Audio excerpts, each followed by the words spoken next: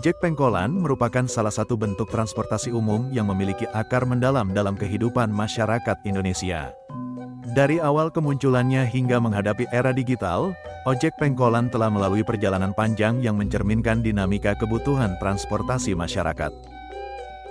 Sejarah ojek dimulai pada tahun 1969 di pedesaan Jawa Tengah, saat masyarakat mulai memanfaatkan sepeda sebagai sarana transportasi.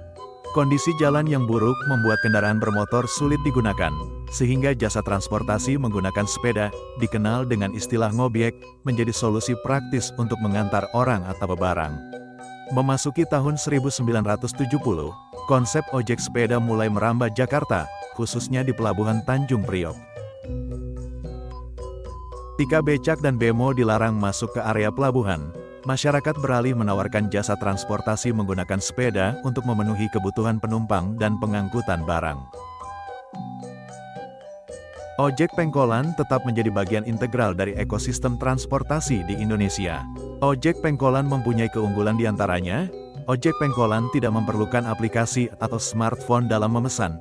Kemudian kebanyakan driver sudah hafal dengan jalan yang ada di sekitar, hal ini akan mempercepat aksesibilitas. Namun, di balik keunggulan tersebut, terdapat sejumlah tantangan yang tak kalah kompleks. Penghasilan yang tidak menentu menjadi momok utama bagi para pengendara. Kedatangan platform ojek online seperti Gojek telah mengubah lanskap transportasi. Bagi sebagian pengendara ojek pengkolan ini adalah ancaman serius, namun bagi yang adaptif justru menjadi peluang emas. Ojek pengkolan juga mempunyai kelemahan seperti minimnya jaminan kendaraan yang terkadang kurang terawat bahkan tidak layak jalan. Dengan segala keterbatasan dan kelebihannya, ojek pengkolan tetap menjadi narasi hidup yang bermakna dalam ekosistem transportasi Indonesia.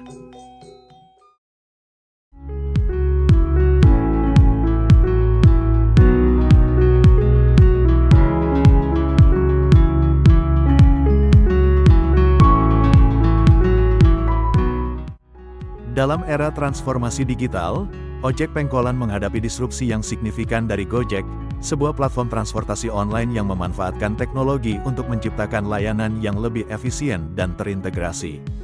Gojek telah mengubah cara masyarakat memesan layanan transportasi melalui teknologi inovatif, regulasi yang mendukung, dan perubahan sosial yang mendorong pergeseran preferensi konsumen.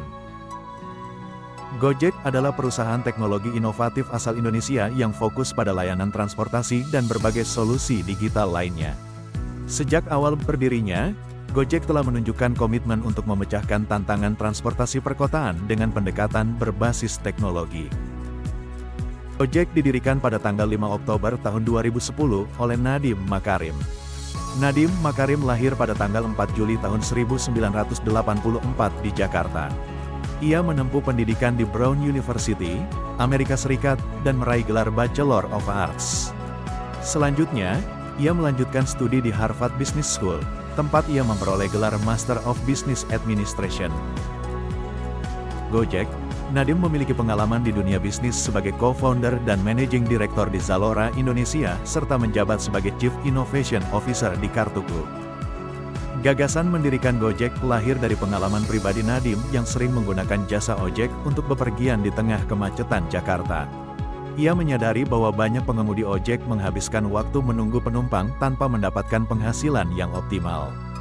Dengan visi menciptakan platform yang dapat menghubungkan pengemudi dengan penumpang secara efisien, Gojek didirikan untuk menghadirkan solusi transportasi yang cepat, mudah, dan dapat diakses oleh semua kalangan. Gojek, pelopor layanan transportasi online di Indonesia, telah membangun reputasi sebagai salah satu super app terkemuka di Asia Tenggara. Reputasi yang kuat ini menjadi keunggulan utama yang mendukung posisinya di pasar yang kompetitif. Namun, Gojek juga menghadapi tantangan, seperti ketergantungan pada regulasi pemerintah, masalah teknis aplikasi pada jam sibuk, dan keluhan tentang perilaku driver yang tidak selalu sesuai standar.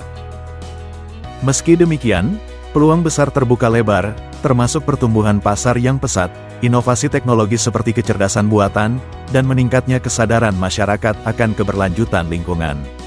Di sisi lain, Gojek perlu waspada terhadap ancaman dari persaingan yang ketat dengan platform serupa, fluktuasi ekonomi, serta perubahan kebijakan pemerintah yang dapat memengaruhi bisnisnya. Dengan strategi yang tepat, Gojek memiliki potensi besar untuk terus memimpin dalam industri layanan digital.